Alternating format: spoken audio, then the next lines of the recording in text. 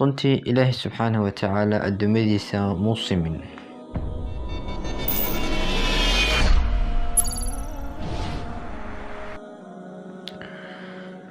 Assalaamu calaykum waraxmatullaahi tacaala wabarakaatu. walaalaha ku xiran Daal Khayr Media, maanta waxaan jeclaystay videogan aan idiin soo gudbiyo. runtii Ilaahay subxaanahu wa tacaala addoommadiisa muu simin. addoon waxaa arkaysaa Ilaahay subxaanahu wa tacaala hanti fara badan siiyey, waxaana arkaysaa Ilaahay subxaanahu wa tacaala addoon kale inuu hanti uu siinin. ka waran markaa haddii adduunka dhan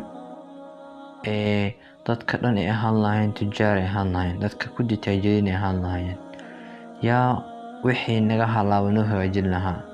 marka waa xikmad Ilaahay subxaanahu wa tacaala nagu mudaystay addoommo saan u nahay.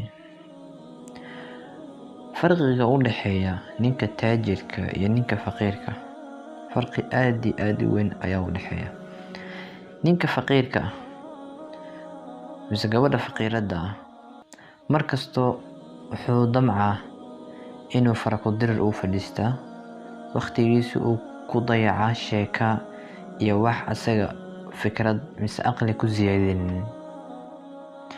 ninka faqiirka badan wuxuu fiirsadaa tviyada, ayuu fiirsadaa wararka, ayuu fiirsadaa, wuxuuna eedeeyaa asxaabtiisa kale ayuu eedeeyaa.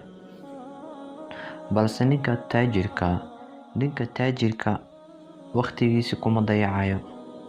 ninka taajirka markasta wuxuu ku fikirayaa hantida Ilaahay subxaanahu wa tacaala uu u dhiibay inuu u siyaadiyo.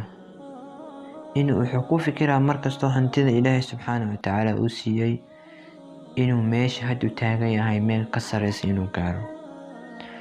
ninka taajirka ma la arkaya asigoo wararka fiirsanaya, tviyada fiirsanaya. ninka taajirka waa mar shaqadiisa uu haayo iyo mar buug uu akhrisanayo.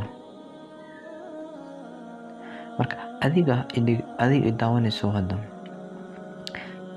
iyo kula noqonin markaa inaad waqtigaadii aad meel cidla ah ku dayacdo.